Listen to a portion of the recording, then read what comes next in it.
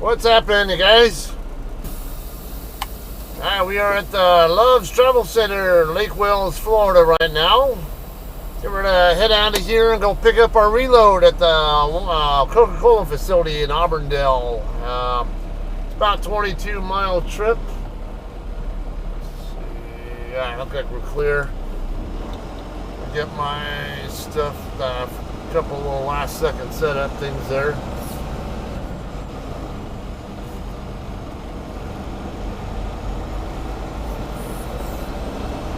Alright.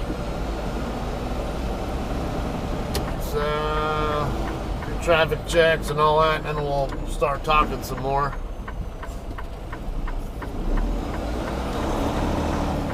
Alright, so you guys hopefully saw my last video where I delivered to the Walmart distribution center in Winter Haven, which is not too far north of here. Actually, you can see Winter Haven right there on my map in between me and the shipper. You don't really see where the Walmart DC is that I delivered to, but actually, alright, now you can. So, you see that there's a gold starred location just a little bit to the west of the highway I'm getting ready to turn onto right now. The map is oriented. You can see the north flag on the map just to get an idea of which direction's north. Basically, I'm getting ready to turn on to US 27. And head north on it. That's the thicker green road there you see there. What is going on in Dundee? I'm glad that's not the way I'm planning on going. Alright. We're gonna head up here to not US, but State Route 60.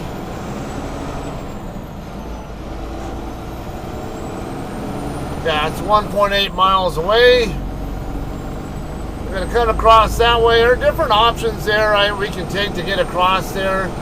One of the options that I was considering was right there over by Waverly, that state route, 540 or whatever the hell that route is right there that goes right past Legoland. I was thinking about going that way, but I was like, yeah, I don't know. And that's really... I mean, looking at a little more in the fine details of it, I had a little bit more concern with whether it was going to be a good truck route for the most part. What I'm going to go ahead and do instead is take 60 over to the west, and we'll get on to, I think it's State Route 685 or whatever that highway was. It actually takes us all the way into Auburndale. That'll be the plan. I don't know. There's a section of it down there. You can't quite see it on the map. I don't know that it's truck legal, but we'll give it a try. Well, at least go in that direction. And if it turns out it's not a good truck route, I can just go a little bit further down the road to another highway that should definitely be truck legal. I think that's US 17 if I had to guess. And take that way up instead. Alright, so we got a pretty much all day long pickup window on this load. I had to wait for my hours, for more hours to become available because I was at the end of my 14-hour clock. I had about an hour left on it when I got through washing out, or somewhere in that ballpark when I was on my way to the washout. Got parked over here at the Love's with about half an hour left, something like that on my 14. And that's even with the 2-hour plus break at the Walmart DC making a delivery.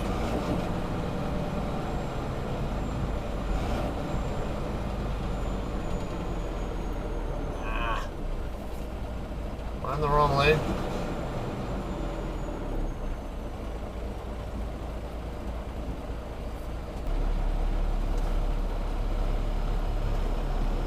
Alright guys, I missed my turn right there. I need to be in that lane right there to get onto the ramp for 60. Not a big deal. That's why I like having a broader perspective map view of what's going on here, because I know ways around even though I'm not from the area. I know exactly where I can go to, as an alternate to get around this mistake. So I don't need to be causing accidents or making stupid moves or whatever, or weird U-turns that can get me in trouble. Just keep going straight ahead. I'm going to go ahead and take that Highway 540, as you saw there on the map. Like I said, it's maybe a little questionable, but it's the fact that I can see that road at this zoom level tells me it's probably a good route. Or it's a better chance it'll be a good route than some other roads there.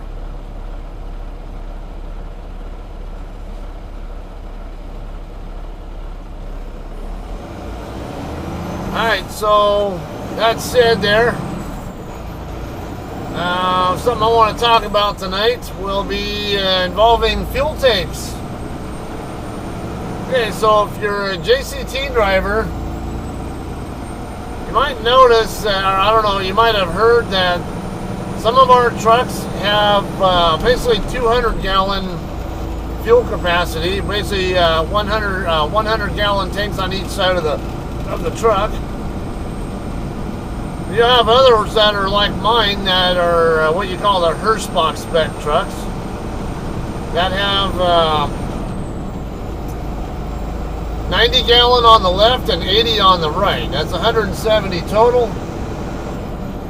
Now, I'm not such a fan of that myself. And actually, maybe I give some constructive criticism. This is just anecdotal at best. But I don't know, maybe the powers that be at Hirschbach might consider my thoughts on this and consider future trucks coming with 200-gallon capacity instead of 170-gallon. Alright, so first, why would they put 170s on instead of 200s? The idea on that is, my best guess would be involving weight savings.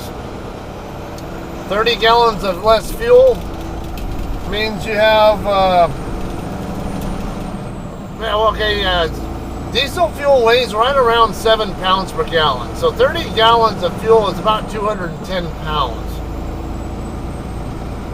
Now, 210 pounds less fuel capacity means that you have 210 pounds more capacity for cargo, which is what they're in the business of hauling. So, in a perfect world, yeah, you would want to have as a trucking company, you would probably want to have the smallest tanks you can put on the truck that can handle the freight. However, gotta consider the freight network you're in too, or what the fuel costs tend to be. I don't know. I don't pay IFTA taxes over here either. The company actually is that handles that. So I'm going to plead a little bit of ignorance on this. Maybe you guys who are owner ops who pay your own IFTA taxes can maybe add some of your expertise on this. But I'm just speaking from my own experience and perspective. I encourage you to add your perspective if you have the owner op and IFTA, dealing with IFTA tax stuff on your own. So please do add in if you have that. All right, so 210 gallons, 210 pounds of fuel. Yeah, at 7 miles per gallon is also about the same number of same number of miles more that I can run on a full tank of fuel if I have that extra amount of weight and fuel. So from my perspective, running OTR and going into I run a lot between the Midwest, as you guys see, and Southern Cal especially, or California in general. Sometimes it does help my bottom line to be able to refuel further away from California before I go into Cali, go make a delivery, and then come back out, and I can get further away from Cali before it's time to refuel my tanks again, where I have, what I actually have enough range to cover. Don't camp out next to me, Jeep, because I'm going to eventually need that left lane here before long. Alright, so that would be my biggest gripe with it. Now the second part of my gripe would be, does that 200 gallons really, 200 pounds, sorry, is that really going to make that big a difference in the grand scheme of things? Anecdotally, at least in my own experience, I say no. How many times, I've been with JCT for 5.5 years now. How many loads have I had where that was really even, that would have been any real difference? Alright, so I've had maybe 2 loads. And all of that 5.5 years where it would have made the least bit of difference. Actually, one of them wouldn't have mattered. First one, if I recall, was a load of onions that I picked up in Yerington. Now, mind you, I was not in this truck. I was in my Peterbilt. My Peterbilt had 200-gallon tanks. Also, yeah, it had a manual transmission in it. Alright, we're not too far away. It's like 0.8 miles away. Thompson Nursery Road, yeah, it's the same one I was looking at earlier. I think.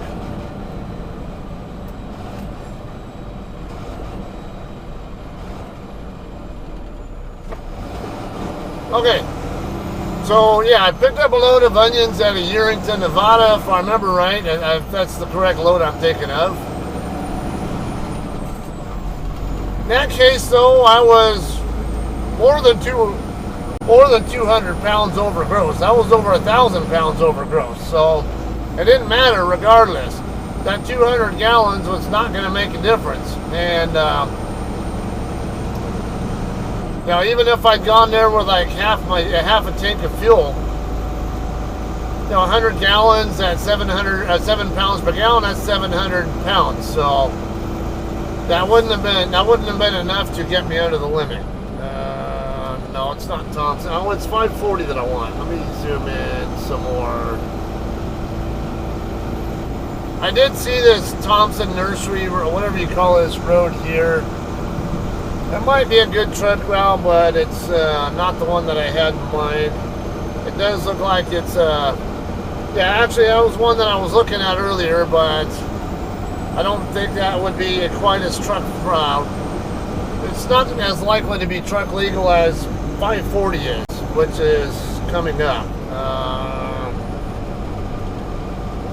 I'm gonna have to keep watching for the signs here for. Alright, we've got a bit of a right curve coming up, and then shortly after it straightens out, it looks like is where I can expect to turn on to 540. Okay. Alright, anyway, so that load wouldn't have mattered. It was not going to make the least bit of difference. Now, it helped me out, though, with having those extra 30 gallons of fuel, because I could run 200 miles further on that full tank of fuel before I had to stop for fuel somewhere else, and had more options available to me. Cypress Gardens Boulevard, Waverly. All right, so the road, the light up here should be 540.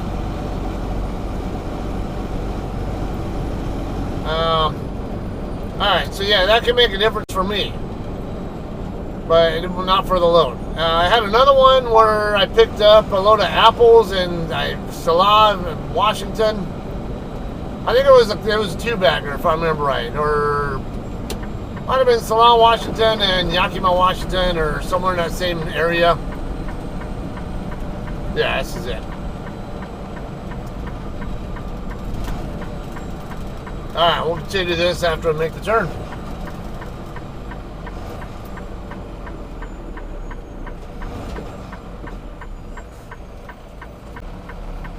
Alright, so yeah, that load out of Salah, however you want to pronounce that, I don't know.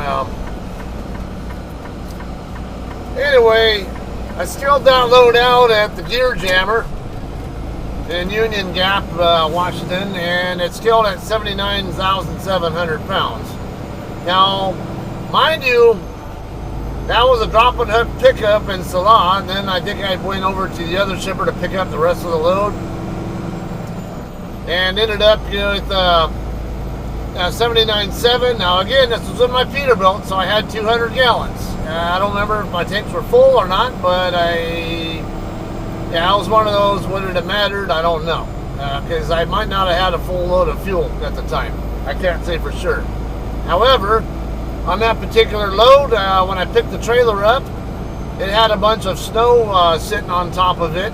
I don't know how much weight at first, but you know, some of it was blowing off as I was driving right there in Salon, Yakima and all that, and along I-82 and I-84. And as I get to, let's see, I'm watching what this thing is suggesting. It's wanting me to go around the south end of this Lake XR or whatever, or at least on, you know, the Google, that's part of my thing, but I think I'd rather stay on 540 if I can. I don't know. Alright, anyway though, going back to that load, yeah, we'll just say that if I was full, it wouldn't have mattered. I already had more fuel, 200 pounds more fuel anyway, and I was under, even if I'd added the 200, if I was in this truck and added the 200 pounds, I still would have been under 80,000 pounds regardless. But then I get over to Mountain Home, Idaho for my break. And I think I was wanting to get fuel in Mountain Home, so but I needed to know how much I could put in, knowing that I was close to 80,000. So I got back on the scale there. Now, mind you, before I did that, I could see that a lot of water or snow was melting off the top of my trailer while I was on my break. When I got through with my 10-hour break and get on the scale so I can see how much fuel, how many gallons of fuel I can buy, I found out I had melted off 800 pounds of snow from the roof. Crazy. Alright, we get zoomed in a little bit there. Let's keep an eye out for any truck restriction signs. But yeah, we should be good here. Alright, so again, it wouldn't have mattered. At least it didn't seem like it would have. I had one load where it really could have made a difference, and that was with this truck here.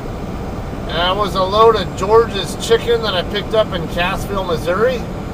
You guys might remember that video if you guys have been watching my channel a long time, or if not, check it out. Oh, now I got my cruise control back. It's like really hit and miss. It wasn't working when we left the Loves, and then all of a sudden I decided I'll give it a try again, and all of a sudden it's working now. Yeah, it's got a mind of its own. Anyway, yeah, I picked it up in Cassville. I head back over to I-49 and went to scale it out at the Loves in Neosho, Missouri.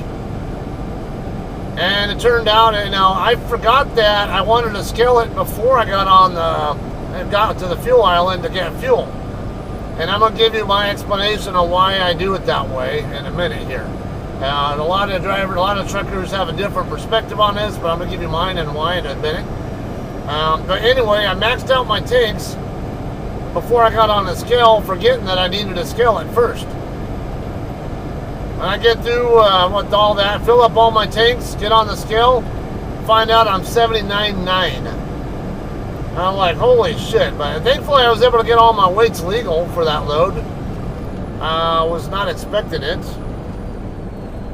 No, I'm not making this turn. So my onboard is wanting me to turn here onto this Helena Road, whatever.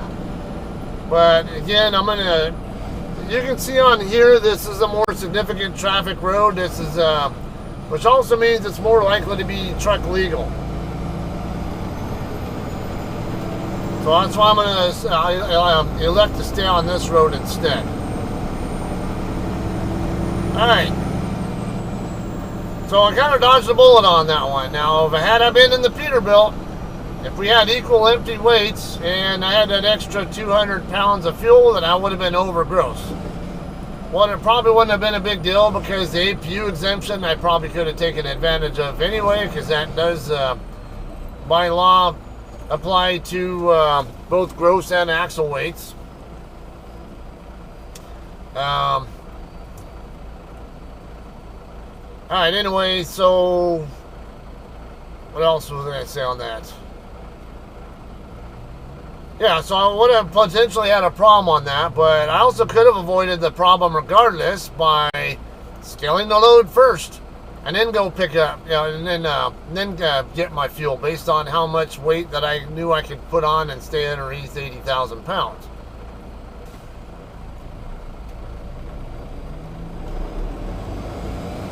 Alright, so now whether I show up at the shipper with full tanks of fuel or whatever I have available, generally try to not go with more than half. It tends to vary with what shipper I'm going to. Like if I'm going to Yerington or somewhere else where they want an empty weight before I show up, because the intent is to put as much weight on the trailer as they can, knowing what your empty weight is, knowing that they're going to try to load you as heavy as they can, then I would definitely max out all of my tanks first before showing up.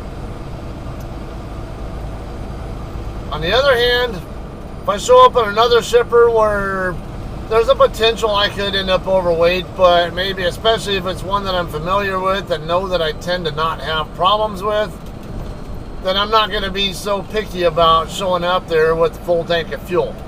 I've had, we have some shippers here at JCT, particularly like Tyson loads, among others, where the load assignment will actually tell you don't show up at the shipper with more than half a tank of fuel. Now, some drivers will argue that and say, screw that, it's my fuel I'm buying, and it costs me more to buy it somewhere this or that where I don't want to buy or whatever. And okay, that's your prerogative, but in reality, most of the time, I don't have enough of a problem with that where it's really an issue anyway. I can go ahead and get whatever fuel I want from wherever I want and not have an issue with being overweight. But there's always that off chance I could end up with a load that scales too heavy. And now I have to choose, alright, so do I just go ahead and bite the bullet and make more fuel stops along the way with that load? Or do I tell them I need a rework? And how much time are you going to have to spend getting that reworked? You might end up sitting there waiting for who knows how long before they'll put you in a doctor to fix it, how long they'll spend fixing it there, and all that, and not to mention trying to scale it back out.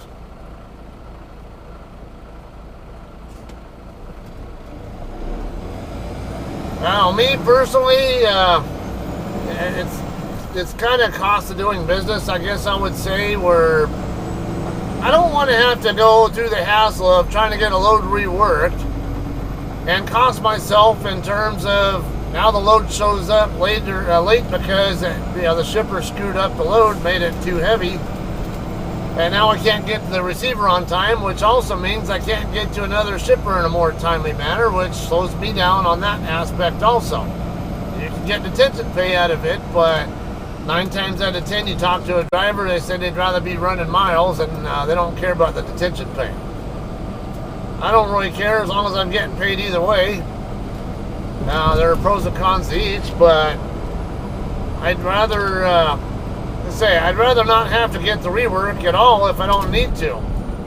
It might cost me a little bit extra in fuel here and there with an extra fuel stop or two along the way to the receiver. So be it. Just my own thought on that.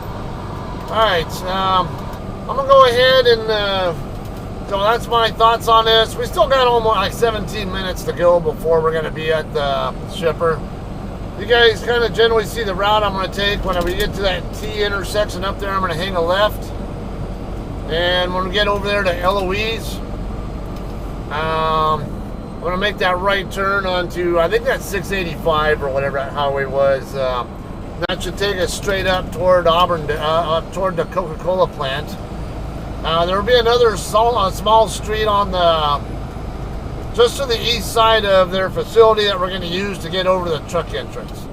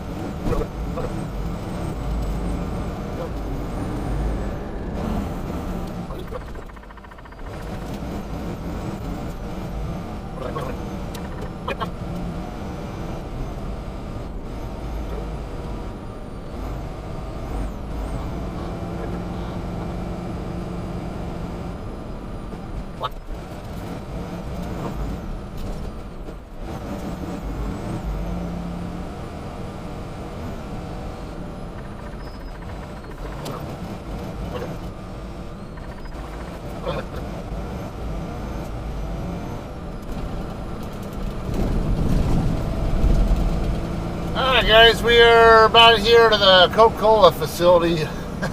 So, yeah, if I had to go for that direction again, I don't think I would take the particular route that I took. It's most of it wasn't bad. I mean, it was pretty good overall truck route, but this last section right here I would have preferred to avoid. And it looked like I could have taken whatever that part of that highway up around over to that west side of Auburndale and then kind of spiral my way back in. In hindsight, might have been a better way to go. There was one turn there that I was going to make, but then found it out when I was looking for any truck restriction sign. Saw one saying no through trucks. So I went down to the, again, this is why I like having the map view. I could see a little bit further down the road where that racetrack, that gas station was at, that there was another route right there that was likely a good enough route, or an alternate option to consider. And turned out, yeah, it was a good truck route.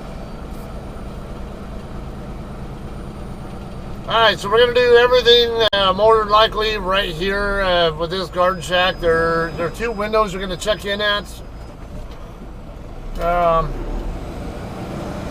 Use either lane.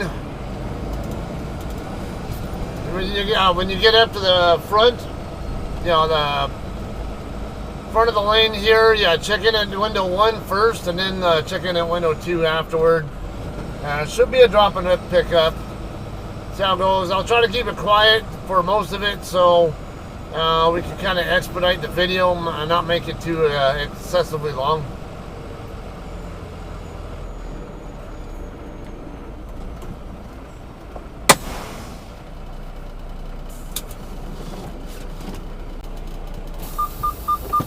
Alright guys, we're all checked in now. We'll go ahead and slide Tandems first. I already have the pins unlocked.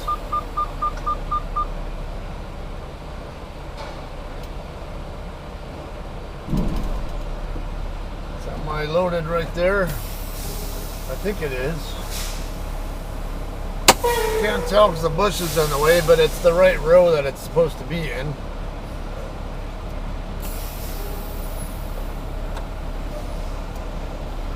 Alright, I'm going to have to keep an eye on this Western Express guy. He's new here. He's supposed to be going to the right. He was checking in at the same time as me, so keep an eye, because I know he's going to cut across my path possibly. No, he's outside his truck, so yeah, he's probably getting ready to slide his Tandems. Alright, we're going to go ahead and drop our empty in row Delta, which is the very last row over here on the left. Our loaded will be here in row C, which is right here. And as I mentioned, I think I just saw my trailer sitting over here pretty much right by the guard shack. So it should be a pretty simple process here. I shouldn't have to play any guessing games of where my trailer's at, since I already noticed it. What do we have for, this looks like an open spot here. It is indeed. Okay, Tandem's all the way back. We're going to go 2 spots past. It's a pretty wide spot here, so we'll probably go right around here. Kind of guesstimating. months should be in the ballpark there. Get this window open.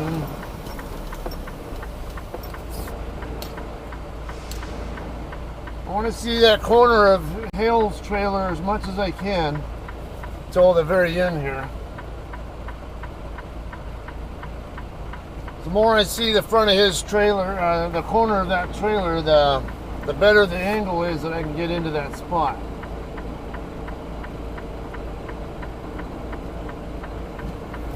Alright, got it kind of tight on this guy, but it's alright. Just sit there and wait on my tandems to get there to the middle of the spot. Now we'll get our drive tires over there. Steering straight, drive tires back until they're centered. Now we'll get our steers there. Look how easy that is.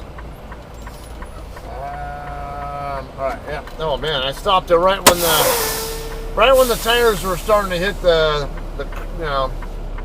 parking block thing there, whatever. It's the same moment I stopped it.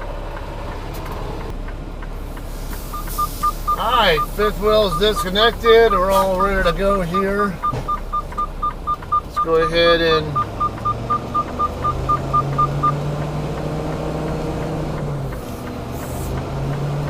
get to our loaded now. 7466 is my trailer number. I know there's a 746 something over there by the guard shack. I'm hoping that's the one. I just couldn't clearly read it because of the bushes right there kind of obscuring that last digit.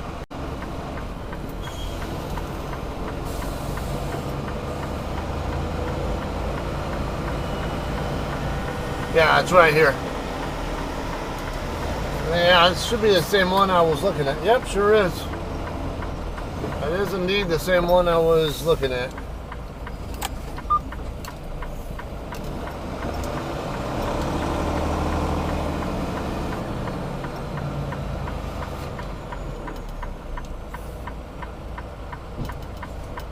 Okay, I'd like to feel more pressure on the fifth wheel than I'm feeling. So I'm feeling what I'm feeling there. It means the landing gear is probably firmly on the ground, even though come on. Oh yeah, it's in there. That's what I like about having this kind of airbag set up. I can raise my airbags up above normal to help elevate the front of the trailer. Makes it easier to get the landing gear up. Alright, I'm going to do my pre-trip and we'll get out of here in a minute.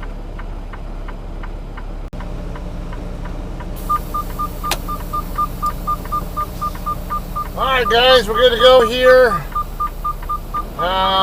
Good thing I grabbed almost forgot my load locks in the trailer that I dropped. And I'm glad I grabbed them when I did because the shack driver just hooked up to that same trailer and he's pulling off. He just went by with it right now. So I almost lost another. See, that's our trailer right there that we just dropped. When you make this turn, I don't know if I'll make it fast enough for you to see it. Yeah, that's my trailer that I just dropped. Alright, we're going to come back out over here.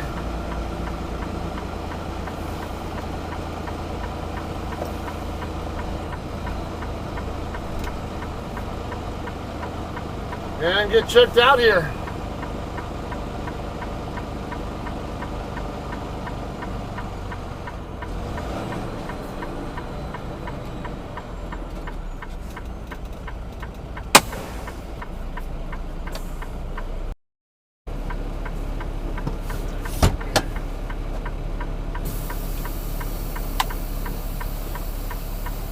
Alright guys, we're ready to roll here. Loaded out, we're over 40,000 pounds. I think it was 43,000. Yeah, 43,270 is our build weight. Usual orange juice load like we usually get out of here. Alright, so where are we heading to next? We're going to start with going up to the Loves in Polk City to scale it out and then fill up my my tanks with fuel, both my tractor and reefer tank. And from there, we're going to head up to San Antonio, Texas, Tejas. Been making a delivery to the H.E. Butts Distribution Center over there, or one of the H.E. Butts Distribution Centers. They got several over there. I've not even looked at what address it is, but it's probably the same one that I usually end up going to there, but I can't say for sure. Actually, now I think about it, most of the time when I go over to H.E.B., I have a meat load, which there's a particular warehouse in a particular area of that warehouse that I tend to deliver that to. However, this being an orange juice load, I don't know. I could end up taking it somewhere else. And there's like at least 4 or 5 different warehouses that belong to H.E.B. that I know of in that area. Okay, so you see where the Love's at. The most direct route would be straight up to the north from there, but problem is, you got Highway 92 or 98, whatever you call it, right there, right here on the north end of town. That goes east and west. Hang on, got a 4-wheeler coming from the north.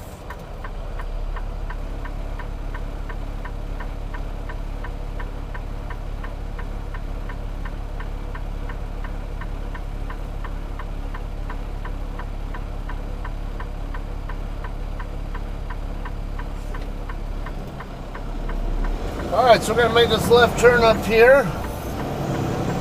Now, the way to get to the truck legal way to get to Polk City, you can either we can make the left turn up here at the stop sign, which can be a pain in the ass because of visibility. You can either take that street all the way over to the west. I want to say Prime or Swift or somebody has a drop yard down that way. I just can't remember who it is. There's a potential disadvantage to going that way, though, and that is the fact that you have at-grade railroad tracks there that you're going to have to cross. So if you go that way, there's a chance you could have to stop for the choo-choo train. Alternatively, you can also, and we get zoomed in a little bit here, where you see where Coca-Cola, basically just past Coca-Cola. You can also turn up that street over there just to the west of where the other start location is for this facility. I see a bicycle right here.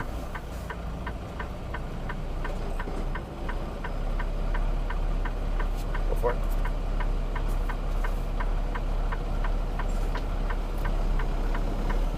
Yeah, I saw him coming. He didn't have a very well lit bike, but I saw him, so it helped a lot. Alright, well, looks like we are good there.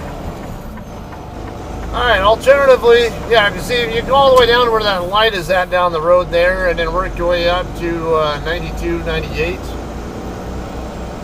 And we'll end up, I forget the number of that street, that highway up there. I'll show you on the map here in a bit.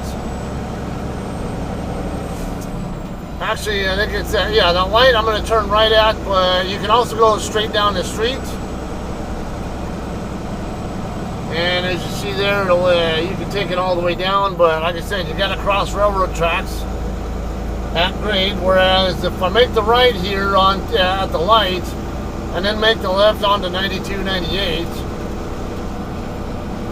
92, 98 has a bridge that goes over the top of the track, so I don't have to sit and wait on the choo-choo train, but there are some lights and stuff there that I'd have to deal with, and then it'll be a right turn onto